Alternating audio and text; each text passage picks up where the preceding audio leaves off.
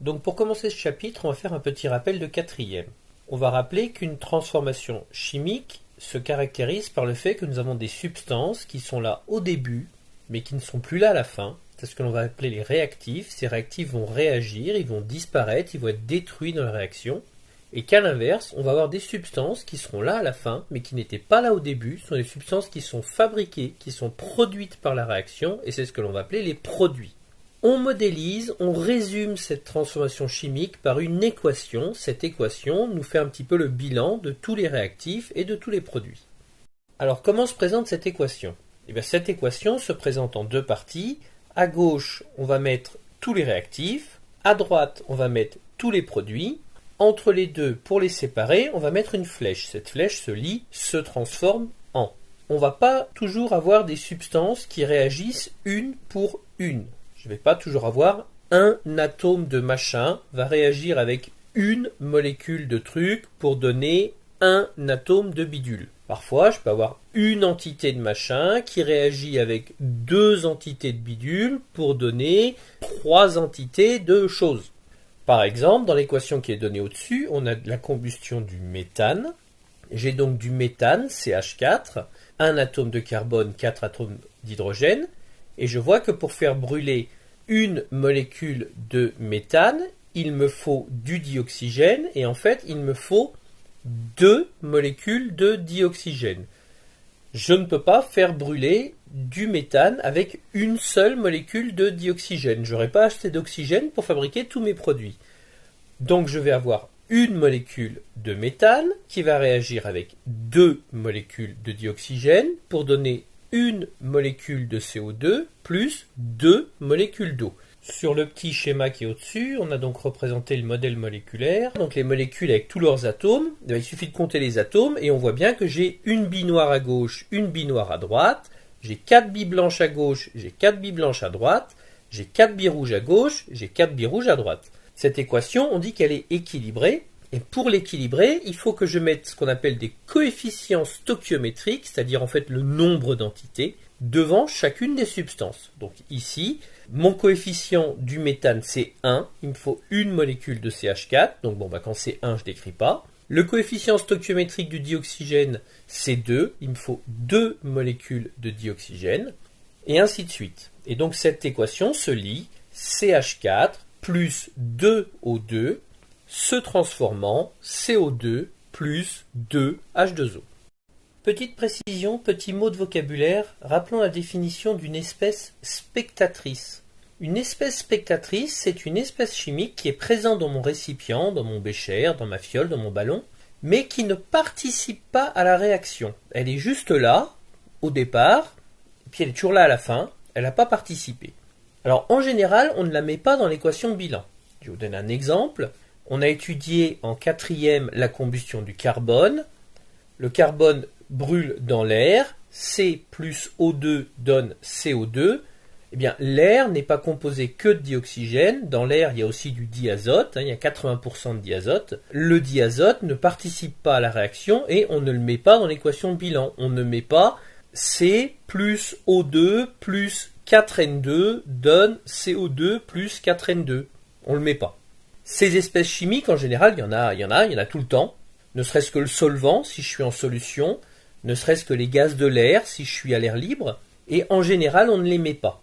Sauf si ce sont des ions, où là, je suis obligé de les indiquer à chaque fois pour l'électroneutralité de la solution. Par exemple, en troisième, vous avez travaillé sur la réaction de l'acide chlorhydrique avec des métaux, avec du fer, par exemple, et vous avez vu que le fer, Fe, plus l'acide chlorhydrique, H plus Cl-, se transforme en ion Fe2+, plus H2, plus des ions Cl-. Les ions Cl- sont là au début, ils sont là à la fin, mais je les indique, c'est une espèce spectatrice. Je suis obligé de les indiquer parce que sinon j'aurai une solution chargée, puisqu'au début j'aurai que des ions H+, sans avoir d'anions qui vont avec, ce qui serait quand même bizarre, et à la fin, je me retrouverai avec des ions Fe2+, sans anions pour les annuler et rendre ma solution neutre. Ce qui serait quand même bizarre aussi. Donc dans ce cas-là, je les indique pour bien montrer que ma solution est neutre. Alors donc nous en sommes là, nous avons une équation bilan. Donc par exemple, ici, j'ai une réaction entre l'eau et le dioxyde de carbone. Et donc on a dit qu'il fallait que cette équation de bilan, je puisse l'équilibrer. Donc par exemple ici, je vois que j'ai un seul atome de carbone, et ici j'en ai deux, donc c'est pas bon. Pour fabriquer une molécule de C2H6, il me faut deux atomes de carbone, donc l'atome de carbone vient de mon CO2, donc il me faut deux molécules de CO2. Je vois qu'ici, pour fabriquer mon C2H6, il me faut 6 hydrogènes. Dans un H2O, j'ai que 2 hydrogènes, donc il me faut 3 molécules d'eau pour avoir 1, 2, 3, 4, 5, 6 atomes d'hydrogène. Et puis si je vérifie maintenant, j'ai 1, 2, 3, 4, 5, 6, 7 atomes d'oxygène au début, puis à la fin j'en ai que 2. 4, 6, oui mais seulement c'est 6 ou 8, donc je ne peux pas en faire 7. Dans ces cas-là, je suis obligé de tout doubler pour aller jusqu'à 14. Et donc je suis obligé de tout doubler. Et là, j'ai une réaction équilibrée. Bien. Cette réaction ne peut se réaliser que si elle est équilibrée. C'est-à-dire, si je ne mets pas assez de CO2, si je ne mets pas assez d'eau, ça ne peut pas se réaliser. Je ne peux pas faire réagir une seule molécule de CO2 avec une molécule d'eau. Il me faut obligatoirement 4 molécules de CO2 et 6 molécules d'eau. Obligatoirement, la réaction ne peut pas avoir lieu sinon, parce que je me retrouverai à être obligé de fabriquer une demi-molécule de dioxygène, par exemple, et ça, c'est pas possible. Donc, au niveau microscopique, ma réaction ne peut se passer que si les coefficients stoichiométriques sont parfaitement respectés.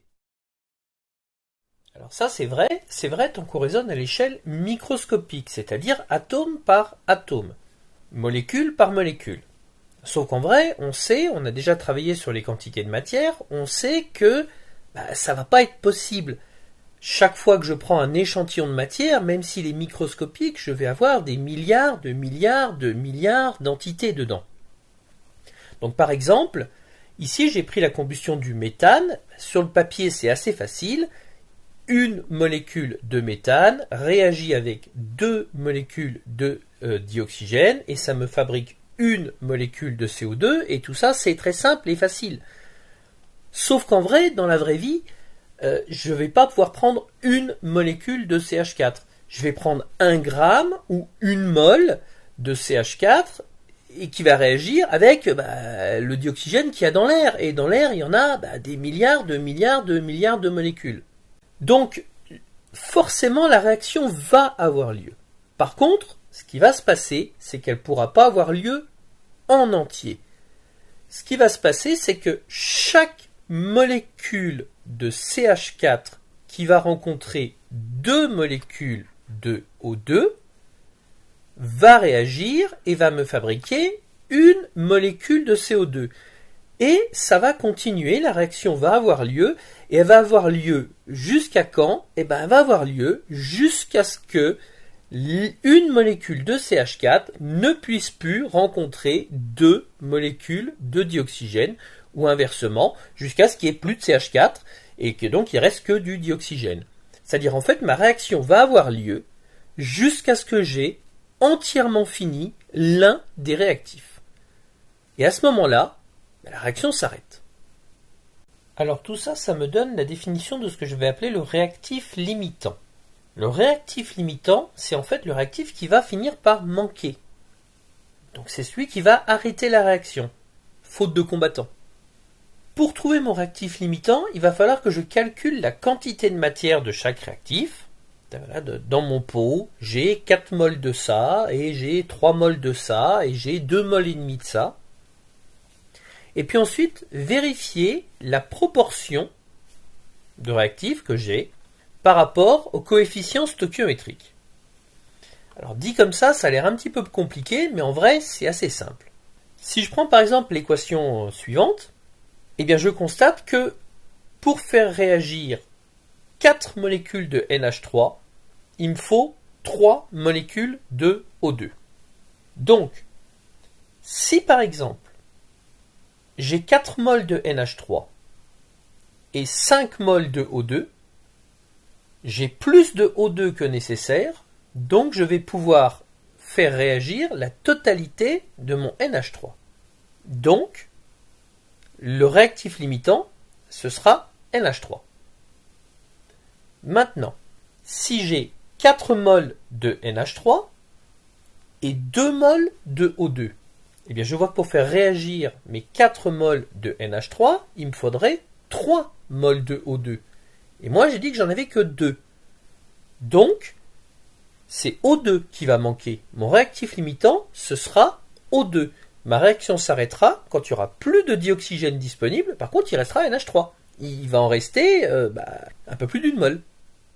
Alors, comme on l'a vu depuis longtemps, depuis la quatrième, dans une liaison chimique, je stocke de l'énergie. C'est ce que l'on appelait depuis la quatrième, et même depuis la cinquième et la sixième d'ailleurs, sans expliquer d'où ça venait, l'énergie chimique. Je sais maintenant que cette énergie chimique, elle est due à la liaison covalente, c'est-à-dire en fait, elle est due au fait que mes atomes veulent devenir stables, que pour devenir stables, ils mettent des électrons en commun, et que ça leur permet de répondre à la règle du duet et de l'octet. Évidemment, une fois que mon atome est devenu stable, il n'a absolument pas envie de casser sa liaison pour redevenir instable. Donc c'est absolument pas quelque chose qu'il va faire naturellement. La nature tend à rendre les choses de plus en plus stables. Pour redevenir instable, il faut lui donner de l'énergie. Donc pour casser une liaison, pour séparer deux atomes qui se sont retrouvés, qui se sont naturellement collés et qui sont devenus stables, eh bien il va falloir que je donne de l'énergie. Je peux me représenter ça en me disant il faut que je leur donne une impulsion pour se séparer. Il faut que je casse cette liaison. Donc casser une liaison demande de donner de l'énergie, et puis forcément par réciprocité, créer une liaison, ça va libérer de l'énergie, parce que évidemment à l'inverse, les atomes ont envie de s'attacher, ils vont devenir stables, en devenant stables ils ont besoin de moins d'énergie pour exister, donc ils vont libérer de l'énergie. Alors évidemment toutes les liaisons ne se valent pas, les atomes ont plus ou moins d'affinité, ils ont plus ou moins envie de faire des liaisons ensemble, ou au contraire ils n'ont pas très envie de rester ensemble, ils vont se séparer facilement. Et puis on a vu qu'il y avait des liaisons simples, des liaisons doubles, des liaisons triples, et c'est évident que si deux atomes qui sont attachés 3 fois sont beaucoup plus durs à séparer que deux atomes qui sont attachés une seule fois. Donc au final, je fais ma réaction chimique, j'ai un certain nombre d'atomes qui sont attachés ensemble, je suis obligé de donner de l'énergie pour casser toutes ces liaisons et séparer mes atomes. Et puis ensuite, mes atomes vont se rattacher autrement, et chaque fois qu'ils vont créer une liaison, qu'ils vont se refixer, ils vont, par contre, cette fois-ci, libérer de l'énergie.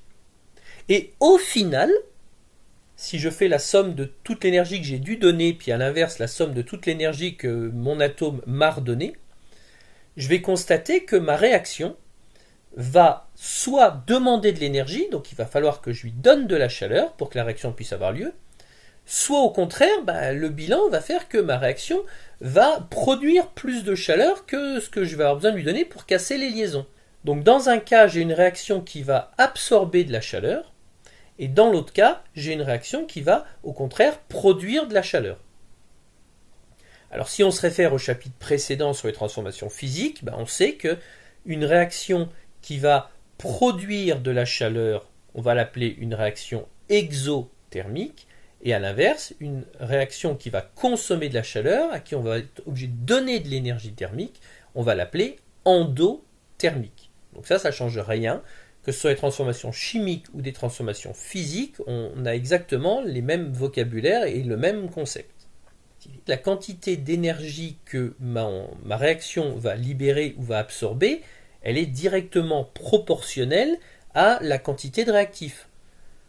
Ça a l'air idiot, mais enfin, si je fais brûler 1 kg de bois, je vais dégager 10 fois moins de chaleur que si je fais brûler 10 kg de bois.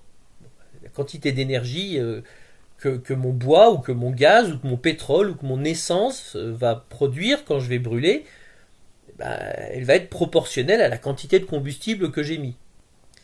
Donc, à retenir, ma réaction, au final, soit elle dégage de la chaleur, elle est exothermique, soit elle consomme de la chaleur, elle est endothermique, et dans tous les cas, la quantité de chaleur produite ou consommée, elle est proportionnelle à la quantité de réactif que j'ai utilisé.